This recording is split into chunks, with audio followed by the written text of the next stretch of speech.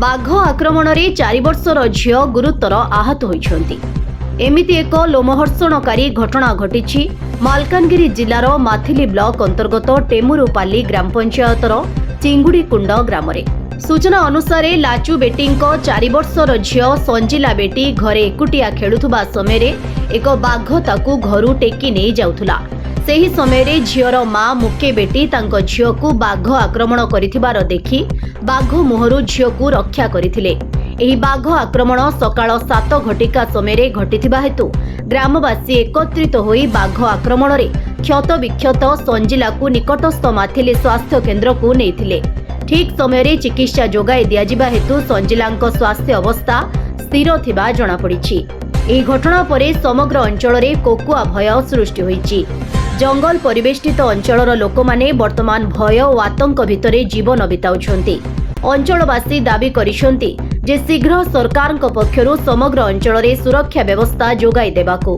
वर्तमान देखिबाकू बाकी रहिला सरकार किभଳି प्रभावित अंचलवासी को सुरक्षा व्यवस्था जोगाई देउछन्ति। 17 अगस्त 2026 रे हमको गोटे इनफॉरमेशन मिलला कि गोटे छोट छुआ को अटैक करा हेची मोहकदर बीट रे जोटा कि सालमी सेक्शन अंडर रे जाउची। इनफॉरमेशन पाइला परे हम स्टाफ मन संग से पहुंचला परे जब इंक्वायरी करले तबे जाना पड़ले कि सेटा गोटे हाइना आ जाको कि हेटा बाघ कोंती आ से झियोटा को तापरे मेडिकल ट्रीटमेंट पे नेकी जाइछंती।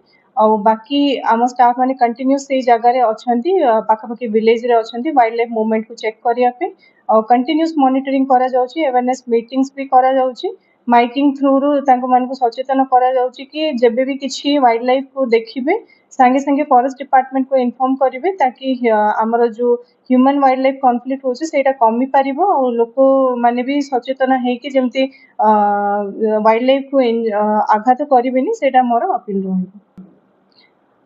आमे सेठी तो इनक्वायरी करिकी तांको आमे जणैलु कि एटा गोटे हाइना और किछि भी आपण डरंतु नाही।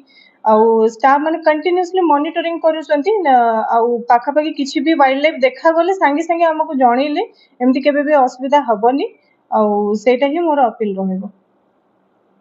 मालकानगिरी सुकुमार मंडलंक रिपोर्ट भंजदूत खबर।